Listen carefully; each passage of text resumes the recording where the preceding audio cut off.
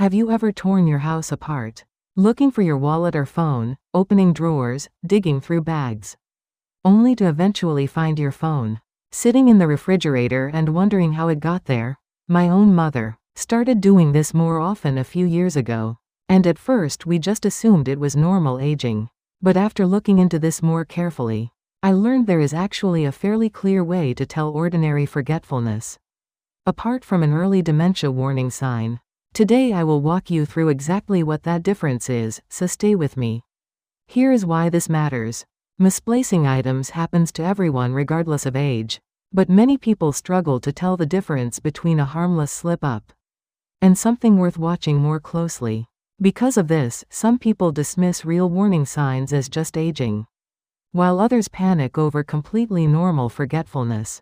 Multiple dementia organizations consistently emphasize the same point. Forgetting where you put something is not the real issue. What matters far more is how the search unfolds afterward. So what is the actual distinguishing line? Here is the key concept. With normal forgetfulness, if you think back for a few minutes and mentally retrace your morning step by step, you can usually recall it yourself, something like, "Oh right, I set it down by the sink after washing my hands." With early dementia signs, though, items turn up in places that make no logical sense at all, like a wallet in the refrigerator or a phone in a shoe.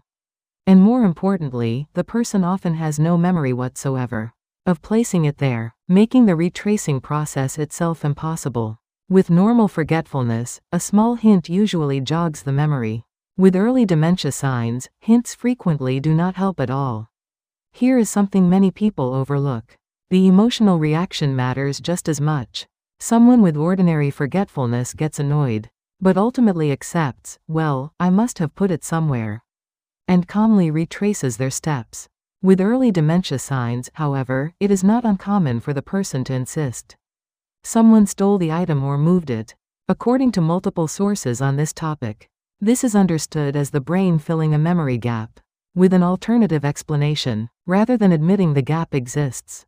One more key difference: normal forgetfulness happens occasionally, while early dementia patterns tend to become more frequent and repetitive over time. Here is something else worth knowing. Several longitudinal studies have found that people who personally sense their own memory has declined, what researchers call subjective cognitive decline, actually carry a higher future risk of progressing to mild cognitive impairment or dementia. In other words, that gut feeling that something feels different should never be brushed off. Families often dismiss this, saying the person seems fine, but the person's own sense that something is off can itself be a meaningful signal. So what should you actually watch for? First, check whether the location makes logical sense: glasses inside a shoe, or a wallet buried somewhere. It is never normally kept, repeated over time. Second, notice whether the person attempts to retrace their day at all, versus immediately blaming someone else or forgetting the item exists entirely. Third, track how often this happens, and whether frequency is increasing over recent months. Fourth, watch for other changes appearing alongside this, like repeating the same story or forgetting appointments. One important safety note: do not jump to conclusions from just one or two incidents. Stress, poor sleep, depression, thyroid issues, and certain medications can all cause similar memory problems, so only a professional evaluation can confirm the cause. But if the pattern described here, illogical locations, inability to retrace steps, and increasing frequency, shows up consistently, do not delay seeing a neurologist or a memory clinic. Here is what to actually do. First, designate a fixed spot for commonly lost items like wallets, phones, glasses, and keys. Second, consider small tracker devices that attach to items and help locate them easily.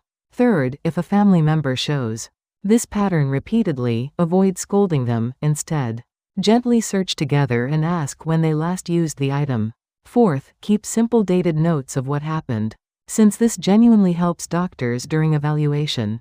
For a simple weekly plan, discuss recent incidents with family on day 1.